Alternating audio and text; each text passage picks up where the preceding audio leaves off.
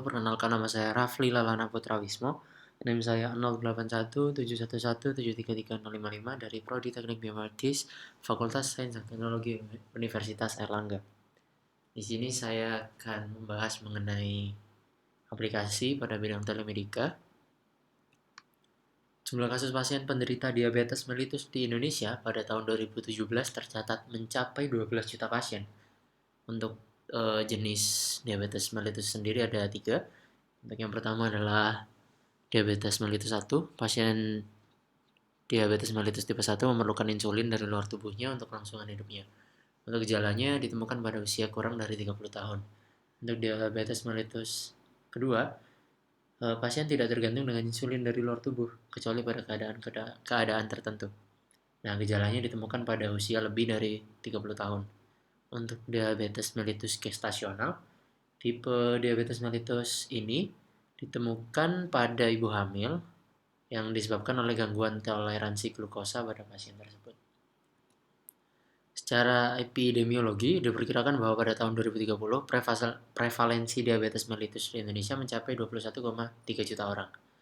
Nah, berdasarkan hasil riset, diperkirakan jumlah penderita diabetes di dunia akan mencapai 300 juta orang. Gejala-gejala diabetes antara lain yang pertama adalah dehidra, lalu rasa haus terus-menerus, peningkatan frekuensi, kelelahan, penurunan berat badan, gangguan penglihatan, dan penyembuhan luka yang cukup lama. Nah, ini jenis diabetesnya dan juga beberapa gejalanya. Untuk diabetes tipe 1 terjadi pada anak kecil berusia 5 hingga 6 tahun dan 10 hingga 13 tahun. Nah, gejala-gejala seorang anak terserang diabetes tipe 1 di antara lain adalah sering buang air kecil, mudah haus, turunnya berat badan, mudah lelah, mual, suka makan makanan yang manis, pusing, dan sakit kepala. Lalu, untuk diabetes mellitus tipe 2, biasanya menyerang pada orang dengan usia 40 tahun ke atas. Namun karena semakin meningkatnya jumlah obesitas yang merupakan penyebab utama seseorang terjangkit diabetes tipe 2, tidak salah dan tidak banyak juga yang menyerang anak kecil. Oke, yang pertama untuk gejalanya adalah sering buang air kecil, lalu mudah haus, tenggorokan kering, impoten, lalu menstruasi yang tidak teratur, sering luka pada kulit, gusi, dan kelamin, kram pada kaki dan tangan, sulitnya penyembuhan pada luka.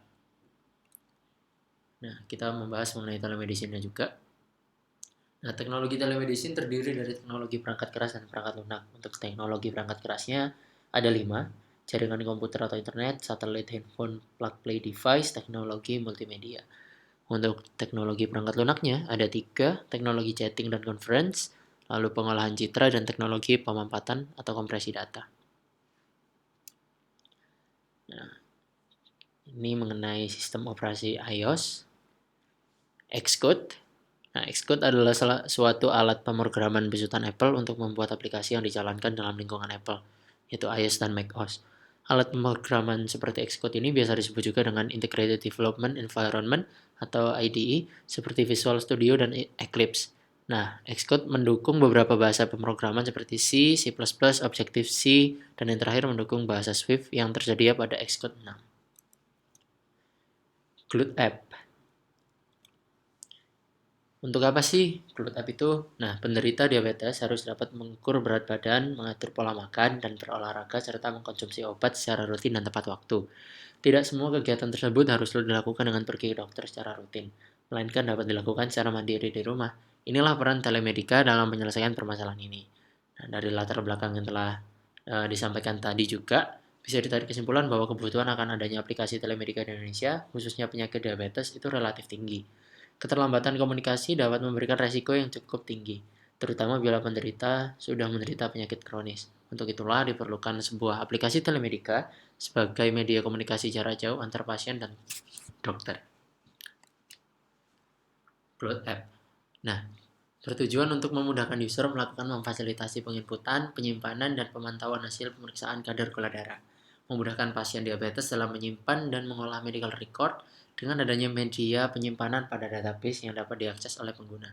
Desain user interface sesuai dengan pengguna, yaitu para penderita diabetes, sehingga user pengguna aplikasi akan menerima notifikasi yang efektif terkait dengan medical record yang diinput, memberikan kemudahan query guardian dan dokter dalam memantau kesehatan pasien dan memungkinkan untuk memberikan rekomendasi resep obat.